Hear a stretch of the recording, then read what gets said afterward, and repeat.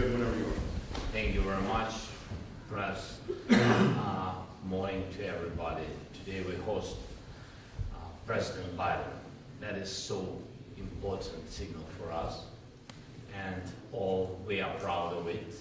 Thank you very much for coming, Mr. President.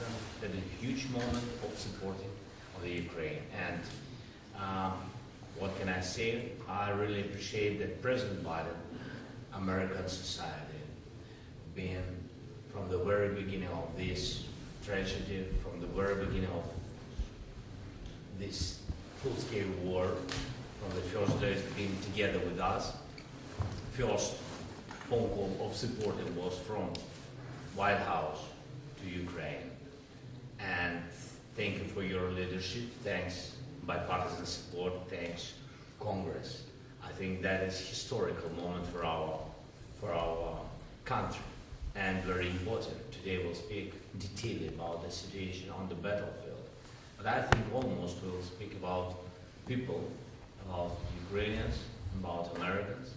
I think that is huge and so difficult period for societies, and what we have to do to stop the war, to have success in this war, to make Ukraine more stronger, and how to win this year. You're very welcome, Mr. President. Thank you so much. Well, thank you for having me. Presumptuous of me to say this, but I thought it was important that the President of the United States be here the day the attack began. Because as the President remember, I was warning the world that he was going to attack. I was certain of it.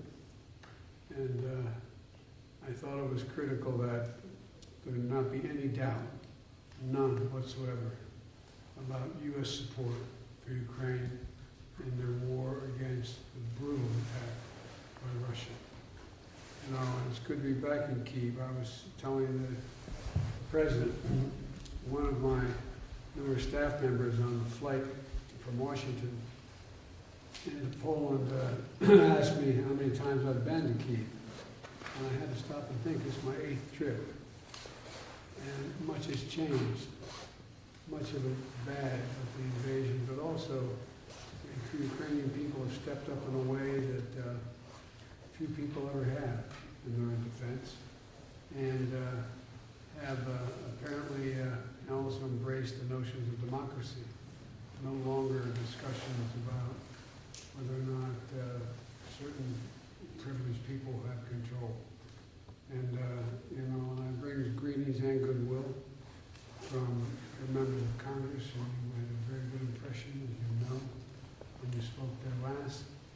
And for all the disagreement we have in our Congress on some issues, there is significant agreement on support for Ukraine.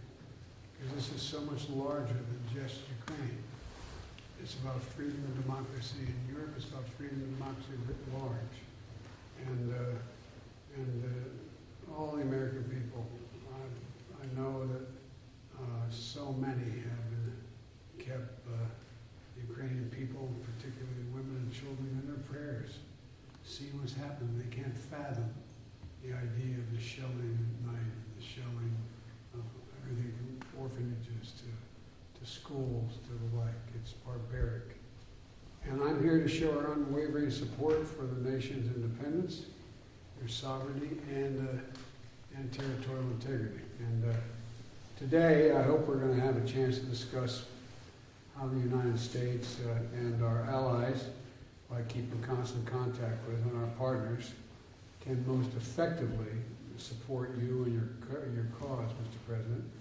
And I look forward to discussing all of this and then addressing the world with you afterwards. But again, the admiration for the people of Ukraine, ordinary, hard-working citizens who were never trained to be military. The way they stepped up is just